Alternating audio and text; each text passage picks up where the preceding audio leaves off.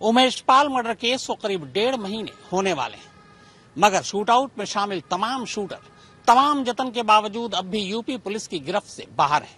हालांकि उनके सर पर इनाम का भी ऐलान कर दिया गया है। यानी कायदे से देखें तो जो पहले से ही जेल में है उनसे ही पूछताछ हो रही है। बाकी गोली और बम चलाने वाले शूटर अब भी फरार हैं।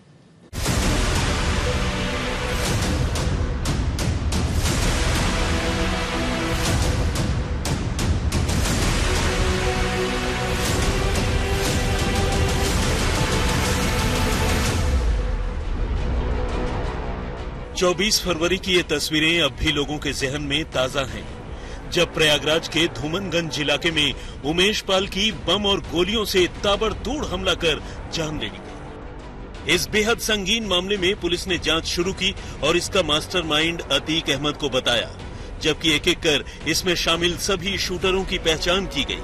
मगर सच्चाई यही है कि अब तक पुलिस इस मामले में सिर्फ सदाकत नाम के एक साजिशकर्ता को गिरफ्तार कर सकी है, जबकि विजय चौधरी और सरफराज नाम के 2 शूटरों को एनकाउंटर में मार गिराया। मगर अतीक की पत्नी शाइस्ता परवीन समेत इस केस से जुड़े बाकी के 5 शूटर का अब तक कोई अता पता नहीं है। ऐसे में अब यूपी पुलिस इन शूटरों पर इनाम की रकम बढ़ाकर 5-5 लाख रुपए कर चुकी है, लेकिन इतना होने के बावजूद उन्हें गिरफ्तार नहीं कर पा रही है।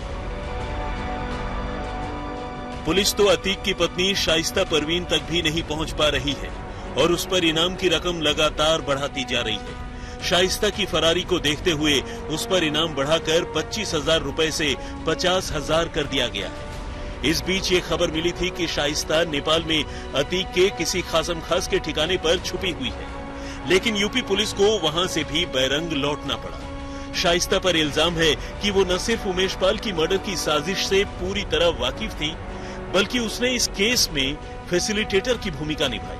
यानी उसी ने असद से सभी शूटरों के लिए अलग अलग मोबाइल फोन और सिम कार्ड खरीदवाए थे और कत्ल की वारदात को अंजाम देने से पहले शूटर्स को रुपए पैसे भी दिए थे। इसके बाद वो खुद को बेगुनाह बताती हुई अदालत में जमानत की अर्जी दाखिल करती रही, लेकिन अदालत से वो अर्जी खारिज होने के बाद बाकी शूटरों के साथ साथ शाइस्ता भी फरार हो गई। उमेश पाल मर्डर केस में फरार चल रहे 5 शूटर का अब तक कोई अता पता नहीं है। फिर चाहे वो अतीक का बेटा असद हो, शूटर गुलाम मोहम्मद हो, बमबाज गुड्डू मुस्लिम, अरमान या फिर अतीक का पुराना वफादार साबिर, सभी के सभी का अब तक कोई अता पता नहीं है।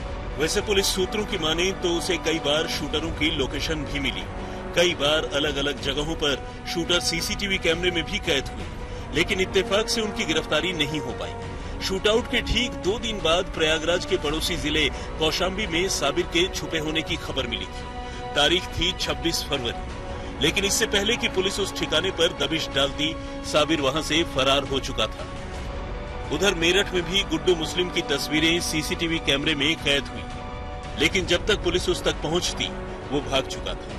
इससे पहले 27 फरवरी को पुलिस को गुड्डू मुस्लिम के गोरखपुर के लिए रवाना होने की खबर मिली थी।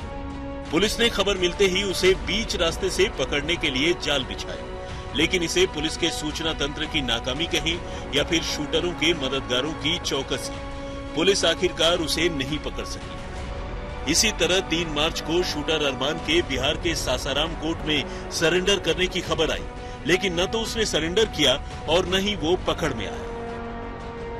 पुलिस को अतीक के बेटे असद की लोकेशन भी कई बार मिली, मगर वो पकड़ा नहीं गया। पता चला कि असद नेपाल के कपिलवस्तु में कयूम अंसारी के खुफिया ठिकाने में मौजूद है। यूपी पुलिस की कई टीमों ने कयूम के ठिकानों पर छापेमारी की, मगर असद का कोई पता नहीं चला। यूपी पुलिस को गुलाम मोहम्मद के बारे में भी जानकारी मिली थी। 18 मार्च को पता चला था कि वो आगरा के फतेहपुर सीकरी में अपने किसी जानकार के खुफिया ठिकाने पर छुपा है। पुलिस ने भारी लवाजमे के साथ उसकी घेरेबंदी करने की कोशिश की, लेकिन वो अब भी फरार है।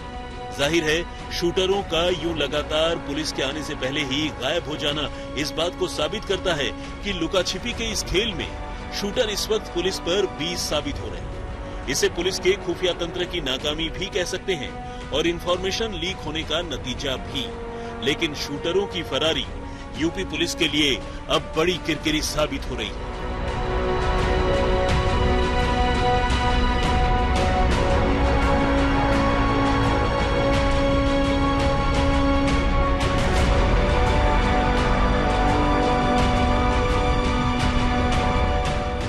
साबरमती से गोपी घांघर और लखनऊ से आशीष श्रीवास्तव के साथ कुमार अभिषेक, आज तक।